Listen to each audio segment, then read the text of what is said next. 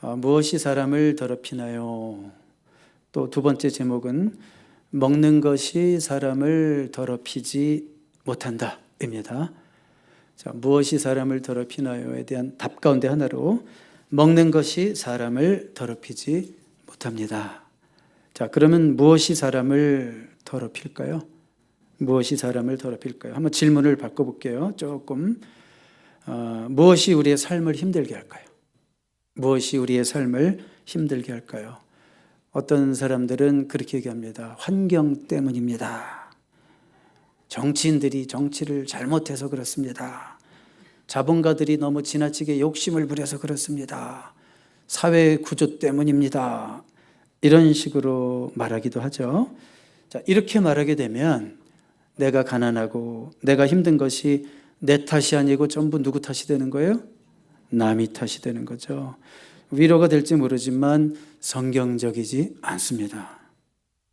내가 힘들고 내게 문제가 생기는 것이 내 책임이 아닌 것이 되어버리면 우리 삶에 뭐가 없어지냐면 회개가 없어져요. 회개할 이유가 하나도 없어요. 다 부모 탓이라고 그러고 사회 탓이라고 그러고 조건 탓이라고 그러고 환경 탓이라고 그러고 이렇게 태어났기 때문이라고 그러고 이러다 보면 우리 삶 가운데 회개라는 것 자체가 없어지고요. 회개가 없다면 용서도 없고 용서가 없다면 변화도 없고 그럼 우리 안에 뭐만 생기냐면 분노와 원망만 생깁니다. 여러분, 우리의 삶이 힘들어지는 이유 가운데 하나가 물론 정치의 문제일 수도 있겠죠. 사회 구조의 문제일 수도 있겠죠. 그렇지만 내가 가장 문제다라고 하는 것을 인정하는 것이 성경적입니다. 내가 가장 문제다. 환경이 우리에게 영향을 줄 수는 있지만 그 환경 속에서 내가 바르게 반응하고 내가 죄짓지 않기로 결정하는 것은 누구예요? 바로 나 자신이라는 거 기억하시기 바랍니다. 자, 그러면 한번 다시 질문을 드릴게요. 무엇이 사람을 더럽히나요? 환경 때문만은 아니다. 그렇죠? 예수님 당시의 바리새인들은 입으로 들어가는 음식이 사람을 더럽힌다. 이렇게 철떡같이 믿었어요. 입으로 들어가는 음식이 사람을 더럽게 한다. 우리 무슨 내용인지 한번 본문으로 들어가 볼게요. 1절, 2절 먼저 보겠습니다. 그때 바리새인과 서기관들이 예루살렘으로부터 예수께 나와 이르되 당신의 제자들이 어찌하여 장로들의 전통을 범하나이까? 떡 먹을 때 손을 씻지 아니하나이다. 지금 바리새인과 서기관들이 어디서 왔다고 그랬어요? 예루살렘에서. 그리고 지금 예수님 계신 곳이 게네사렛 땅입니다. 갈릴리 부근이라고 생각하시면 돼요. 자, 그런데 지금은 이제 아예 예루살렘에서 바리새인과 서기관들을 파송한 거예요. 그러니까 예수님에 대한 공격이 본격화되기 시작했다 이거예요. 이제는 개인적으로가 아니라 이제 본격적으로 예수님을 공격하는 거죠. 여러분, 지난주에 마태복음 14장에서 우리가 어떤 사건을 보았습니까? 예수님이 떡 5개와 물고기 2마리로 남자 장정만 5,000명을 먹이는 그 어마어마한 놀라운 사건 때문에 그 기적의 파장 효과가 너무 컸죠. 많은 무리들이 막 예수님을 따르고 이분을 왕으로 세우면 이 나라가 살겠다. 막 그런 일들까지 벌어지죠. 그게 누구의 신경을 건드릴까요? 그 당시 종교 지도자들의 신경을 건드린 거죠. 저 예수라는 자가 우리 역할까지 다 해먹겠네. 막 이런 식으로 시기와 질투와 분노가 끌어오르는 거죠. 그러면서 이제 어떻게 하면 저 예수라는 자를 좀 곤란하게 할까? 그러면서 하는 말이 어떤 딴지를 걸고 있는 거예요? 2절 보시면 당신의 제자들이 어찌하여 장로들의 전통을 범하나이까? 떡 먹을 때 손을 씻지 아니하나이다. 이렇게 말하고 있죠. 여기 지금 뭘 범했다고 그랬어요? 제자들이 하나님의 계명을 범한 것이 아니라 장로들의 전통을 범했다라고 얘기하고 있어요. 장로들의 전통이란 무엇일까? 대대로 내려오는 조상들의 교훈을 말하는 거예요. 입에서 입으로 오랄로죠. 구전법 같은 거예요. 이게 나중에 막 미시나라고 하는 유대인들의 책으로 집대성되기도 하고 그게 이제 풀어낸 것이 탈무드. 여러분 탈무드는 한 번쯤 읽어봤을 거예요. 유대인들의 교훈집. 자, 그런 것들이에요. 자, 그러니까 이 구전법이라는 것은 하나님의 계명을 잘 지킬 수 있도록 도와주는 참고사항 같은 거다. 이렇게 생각하시면 되겠습니다. 자, 그 중에 하나가 음식을 먹을 때 손을 꼭 씻으라고 하는 정결법이 생겼어요. 자, 그런데 예수님의 제자들이 음식을 먹을 때 급했나 보죠?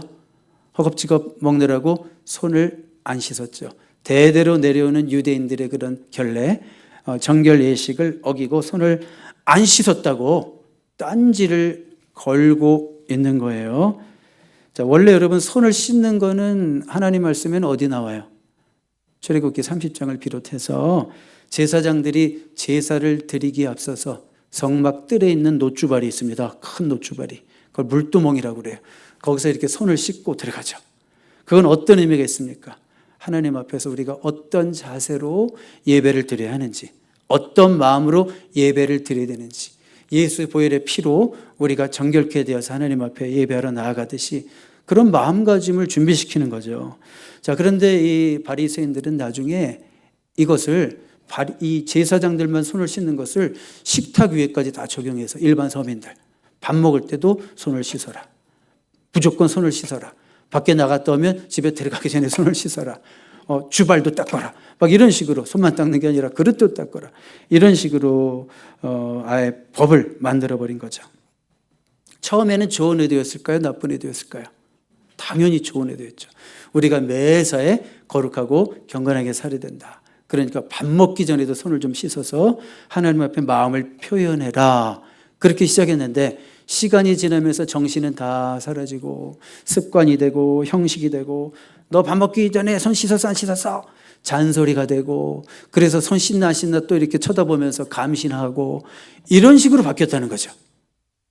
이렇게 된 거예요. 자, 여러분은 음식 먹기 전에 손을 씻습니까? 안 씻습니까? 왜 씻어요? 어떤 이유로 씻어요? 위생적 이유로 씻겠죠. 그렇죠. 그런데 옛날 사람들은 위생적 관념이 많이 부족했고, 우리처럼 뭐가 병균 이런 거에 대해서 잘 몰랐으니까. 그래서 그 당시 종교 지도자들은 손 씻는 것에 대해서도 종교적 의미를 부과하는 거예요. 그냥 못 알아들으니까, 위생이니 이런 말 모르니까, 하나님이 거룩하시고 깨끗하시니까 우리도 하나님 믿는 사람으로서 깨끗해야지 손을 씻어라. 이런 식으로 종교적인 의미를 부과해서 손을 씻게 하는 거죠. 그리고 당시 전설에 의하면 그런 게 있었대요. 사람들 손에 귀신들이 자주 올라와서 놀지 않냐. 그러니까 이 손 안 씻고 그냥 먹으면 귀신이 네 속으로 들어가. 그러니까 손 씻고 먹어. 이런 식으로 뭔가 종교적 의미, 이상한 의미 이런 걸 부과해가지고 손을 씻게 한 거죠. 그래서 지금 바리새인과 서기관들이 이런 법이 생겼는데, 이런 구전법이 생겼는데 제자들이 손 씻지 않은 것에 대해서 발끈하고 있어요. 하나님의 계명을 어긴 것에 대해서 발끈하는 것이 아니라 자기들이 전통으로 내려오면서 만들어 놓은 그 구전법을 어겼다고 발끈하고 있어요. 무슨 뜻이에요? 바리새인들이 전통적으로 만들어 놓은 그 구전법이 하나님의 계명, 성경 말씀이랑 거의 동등한 권위가 됐다. 그거를 암시하는 거예요. 감히 우리의 구전법을 어겨? 이러면서 지금 발끈하고 있는 거예요. 잘된 거예요? 잘못된 거예요? 잘못된 건지도 몰라요. 사람이 이 정도 되면 잘못된지도 몰라요. 자기들이 하는 행동이 지금 뭐가 문제가 있는지도 몰라요. 여러분, 제가 여러분에게 설교를 하고 있습니다. 박은호 목사의 설교가 하나님 말씀을 이해하는데 여러분에게 도움이 되고, 여러분들이 하나님의 말씀대로 사는데 제 설교가 도움이 된다면 제 설교가 의미가 있는 거죠. 그런데 만약 여러분들이 나는 목사님 설교 매주 한 번, 두 번, 세 번 들으니까 절대로 성경도 피지 않고 성경보다 박은호 목사의 설교에 더 권위를 부여한다면 어마어마하게 심각하죠. 그리고 만약에 제 설교가 여러분들에게 성경대로 살지 못하도록, 때로는 성경의 법과 위배되는 내용을 여러분들에게 은근히 설득하고 있다면 이건 매우 심각한 것이죠. 당시 바리새인들의 전통이 그런 일까지 했다 이거예요. 좋은 일로 시작했는데 나중에 보니까 그 법으로 그 정결법 이런 거를 포함한 그 구전법으로 하나님의 법을 오히려 어게인스트하는 이런 일들까지 생겼다는 거예요. 3절부터 6절까지 한번 읽어보세요. 대답하여 이르시되, 이제 예수님의 대답이죠. 너희는 어찌하여 너희의 전통으로 하나님의 계명을 범하느냐. 4절, 5절, 6절 계속 볼게요. 하나님이 이르셨으되 네 부모를 공경하라 하시고 또 아버지나 어머니를 비방하는 자는 반드시 죽임을 당하리라 하셨거늘. 5절, 너희는 이르되 누구든지 아버지에게나 어머니에게 말하기를 내가 드려 유익하게 할 것이 하나님께 드림이 되었다고 하기만 하면 그 부모를 공경할 것이 없다 하여 너희의 전통으로 하나님의 말씀을 폐하는도다. 자, 여기 지금 바리새인과 서기관들의 시비는 뭐예요? 왜 당신의 제자들은 손을 씻는 결례, 정결례식법을 어기느냐? 예수님의 대답은 뭐예요? 왜 너희들은 너희가 만든 전통으로 하나님의 법을 어기느냐? 3절 다시 보세요. 3절 보시면 너희의 전통이 나오고 하나님의 계명이 나오죠. 자, 뭐가 더 중요한 거예요? 그들의 전통이 중요한 거예요? 하나님이 처음에 주셨던 그 십계명을 포함한 하나님의 계명이 중요한 거예요? 당연히 하나님의 계명이 중요한 거죠. 근데 바리새인들은 자기들이 만든 전통으로 하나님이 주신 계명까지 뒤집고 있다 이거예요. 특별히 5계명, 내 부모를 공경하라라고 하는 것이 그들의 구전법에 의해서 어겨지고 있다 이거예요. 그러면서 고르반 제도를 소개하고 있는 거예요. 고르반 제도. 자, 우리 한번 다시 한번 5절 보세요. 너희는 이르되 누구든지 아버지에게나 어머니에게 말하기를 내가 드려 유익하게 할 것이 하나님께 드림이 되었다고 하기만 하면, 이게 고르반이에요. 다른 복음서에는 고르반이라는 말이 나오는데, 고르반이라는 것이 바로 하나님께 드려졌다, 또 하나님께 예물이 되었다, 그런 뜻인데, 이게 무슨 뜻인지 조금 여러분들이 헷갈리시는 분이 있으니까 한번 쉽게 제가 설명해 볼게요. 자, 양이 새끼를 낳았어요. 양이 보통 한 번에 몇 마리 새끼 나는지 아세요? 한 마리 내지 두 마리예요. 요즘은 뭐 교란종 이런 게 많이 생겨서 3마리부터 6마리까지도 나는 경우도 있다는데 보통 한 마리예요. 자, 근데 이번에 양이 한 마리가 딱 태어났어요. 너무 이뻐. 여러분, 하나님을 사랑하는 자들은 너무 좋은 거 있으면 누가 먼저 생각나는지 아세요? 하나님이 생각나죠. 하나님이 생각나는 거예요. 아, 그래가지고 이거는 잡아먹지 말고 하나님께 드려야 되겠다, 이런 생각을 한 거예요. 그런데 또 그런만 먹다가도 사람 마음이 어때요? 마음이 바뀔 수가 있죠. 또 옆에서 누가 야 명절인데 잡아먹자, 또 뭐 이럴 수도 있죠. 뭔가 방해할 수도 있죠. 그러니까 마음 바뀌기 전에 고르반, 하나님께 드림이 되었다, 고르반 선언해 버리는 거예요. 그러면 그때부터는 아무도 못 건드려요, 그 양은. 그러면 이제 그 양을 잘 키워서 때가 되면 성전으로 가져가서 하나님께 이렇게 드리는 거죠. 자, 그러니까 이 고르반 제도라는 게 얼마나 아름다운 제도예요. 하나님 앞에 헌신된 모습을 보여주는 아름다운 제도인데, 이 제도가 갈수록 악용이 되었다 이거예요. 악용이 된 거예요. 야, 네 부모를 공경하라 하지 않았냐, 이런 말씀이 있었죠. 근데 너네 전통이 오히려 그 계명을 못 지키게 한다. 자, 무슨 말인가 하면 고르반이라고 선언했어요. 그럼 주변에서 뭐라 그럴까요? 야, 믿음 좋다. 야, 하나님께 드렸구나. 야, 역시 아주 굉장히 영적으로 보이겠죠. 근데 문제가 뭐였냐면 선언하고 나서 약속을 안 지키는 경우가 참 많았다는 거예요. 약속까지 해놓고 안 지켰다? 그러면 그 당시 법으로 인해서 벌금을 내게 했대요. 근데 벌금을 예매큼만 내도 됐대요. 그러니까 벌금 내가지고 나는 하나님께 드렸으니까 이제는 나는 더 이상 부모에게 할 게 없어. 그러면서 부모에 대한 봉양의 책임은 면제되고, 사람들에게는 야, 믿음 좋네, 막 인상 받고, 이런 좋은 인상 받고, 이렇게 되는 거죠. 이런 식으로 고르반 제도를 악용했다는 거예요. 그리고 그것을 하나님께 드렸다고 하면서 결국 끝까지 드리지도 못하고 나중에 벌금 조금 내고 자기 유익을 위해서 쓰고. 자, 그런데 한번 생각해 봐요.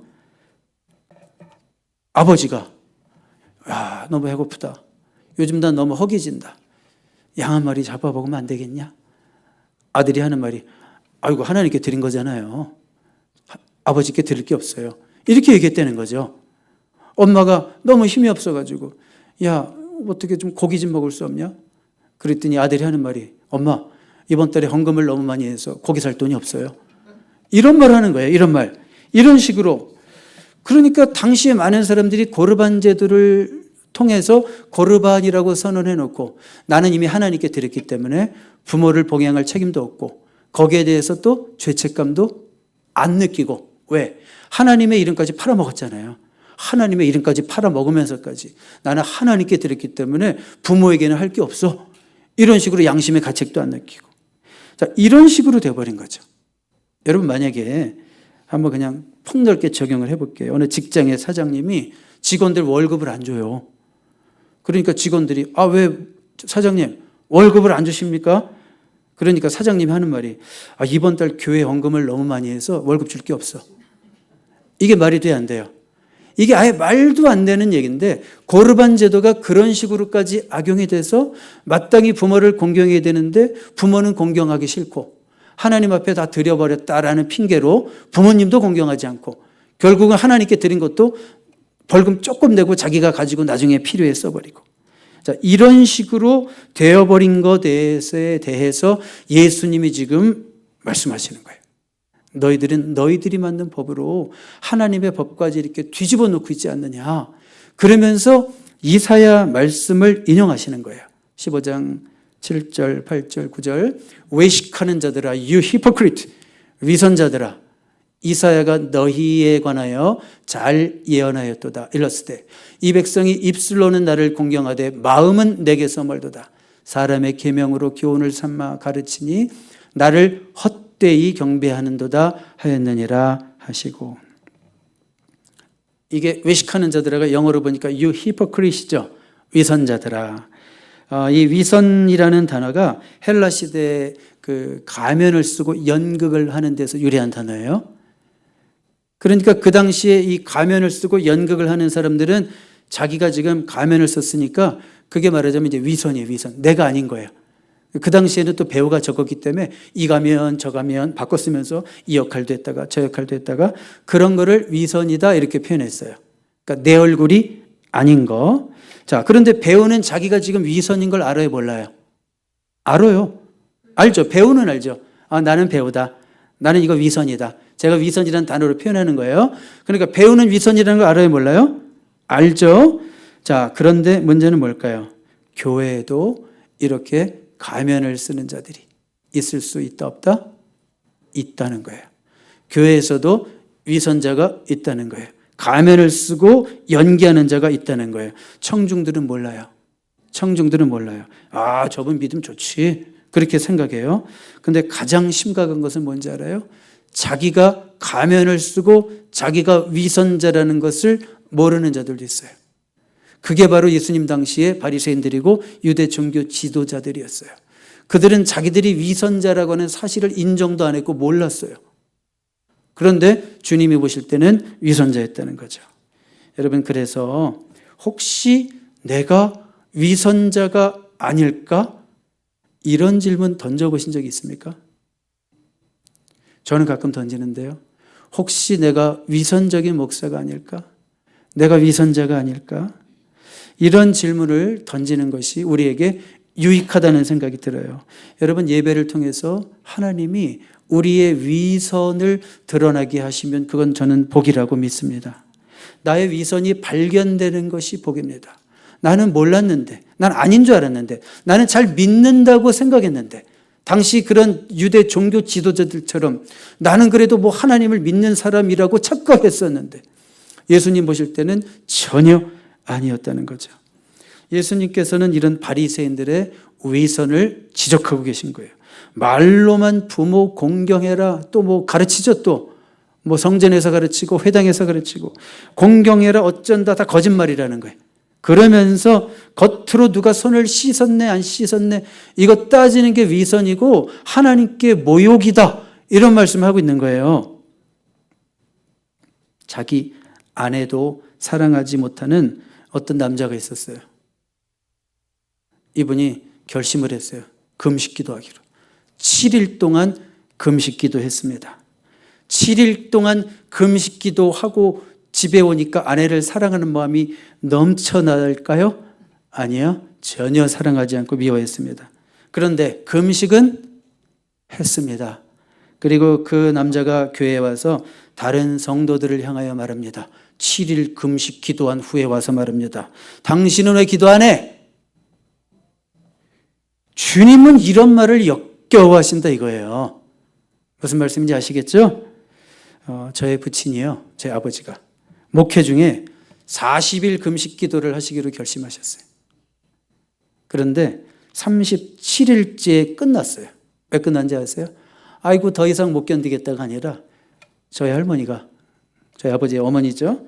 저희 할머니가 기도원을 찾아가가지고 너 여기서 당장 안 끝이면 내가 죽는다고 거의 막 그냥 협박을 해가지고 아버지의 금식 기도가 37일에 끝났습니다. 근데 제가요 지금 생각하니까 잘된 일이다 이런 생각이 들었어요. 처음으로.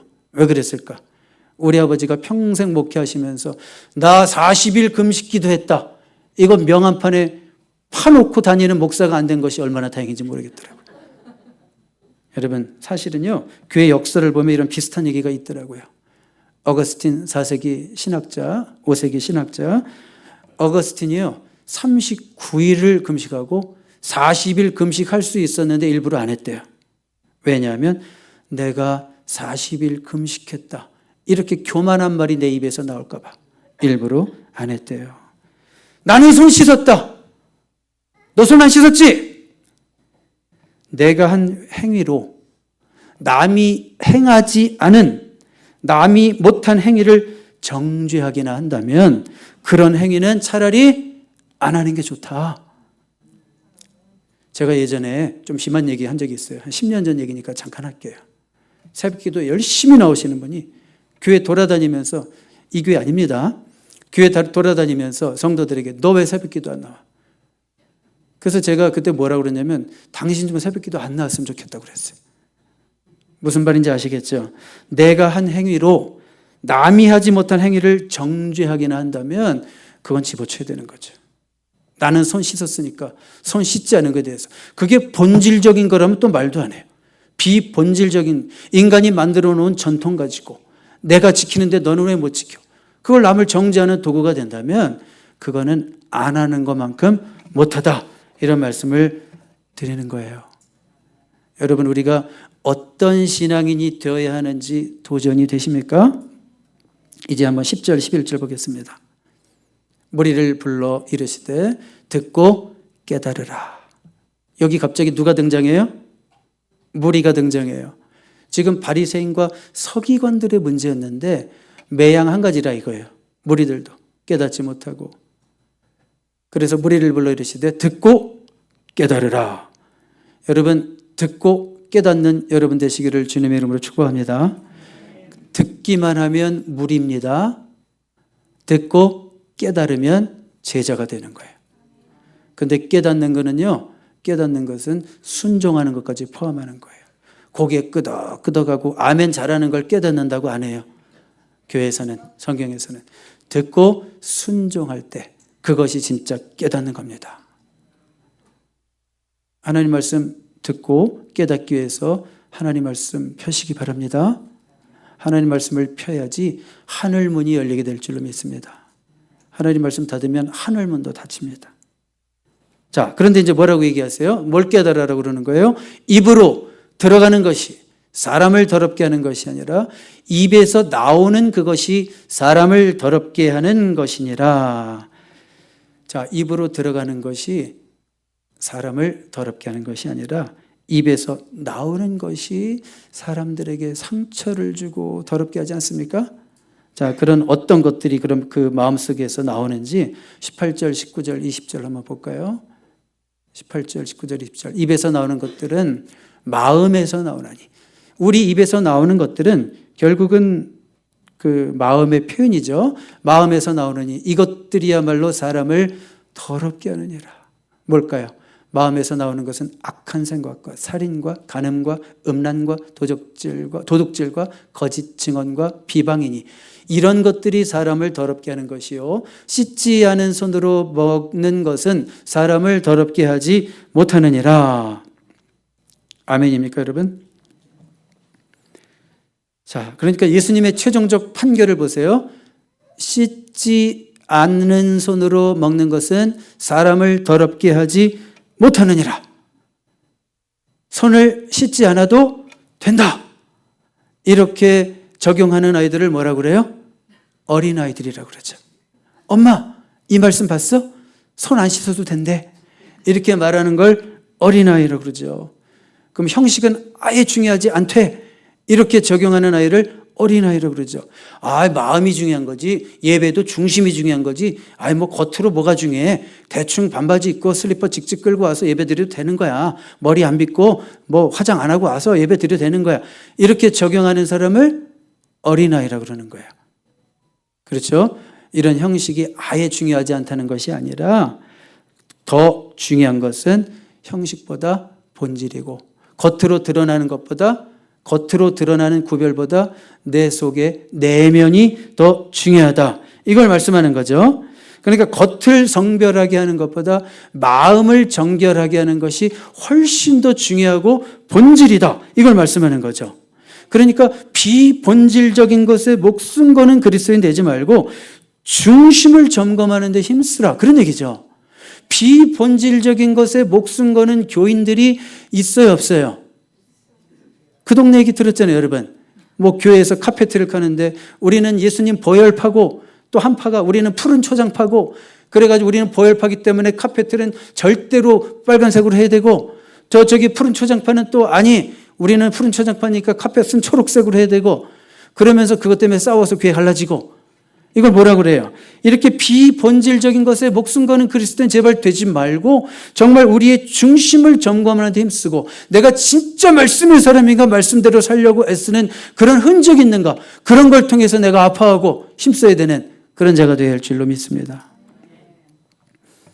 그러니까 진정한 거룩함이 무엇인가를 보여주는 거예요. 우리는 물론 손을 더 씻으면 좋겠죠. 위생상으로도 건강을 위해서도 좋겠죠.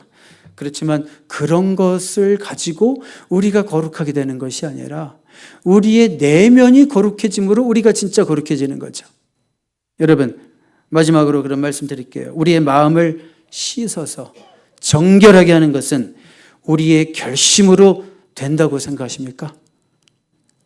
우리의 결심으로 된다고 생각하시는 분은 지금 이 자리를 떠나셔도 제가 할 말이 없습니다. 예수 믿는 자들은 그것이 우리의 결심으로 안 되기 때문에 예수님을 붙드는 자들이에요.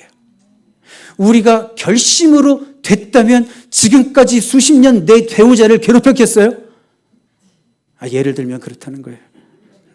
그러니까 우리의 결심과 능력으로 우리의 마음을 씻어서 정결하게 할 수가 없습니다. 오직 우리의 마음을 씻어서 정결하게 하는 것은 예수 그리스도 보혈의 능력으로 됨을 믿습니다. 성령님이 우리 마음을 만져주실 때만 우리가 사람 구실해요. 그것도 한순간에 되는 것도 아니에요. 평생 그렇게 성령님을 우리는 쫓아가고 성령님이 우리를 붙들어 주시는 그때만 우리가 사람 구실을 해요. 우리의 굳은 마음을 성령님이 녹여주셔야 돼요. 우리의 마음이 성령으로 거듭나야 돼요. 여러분, 거듭나지 않은 마음에서 비롯되는 의로운 행위들은 기껏 해봤자 영적 교만으로밖에 못 가요. 나는 이거 했다, 너는 이거 못하냐, 그것까지밖에 못 간다고요.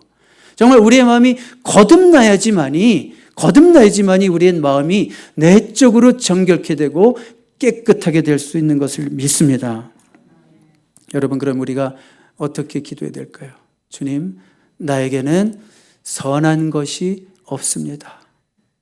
여러분, 이것은 우리의 정말 필요한 기도죠. 제가 지난주에 그런 말씀 드렸죠. 제가 매일 드리는 기도 첫 번째는 하나님, 나를 불쌍히 여겨주십시오. 왜요?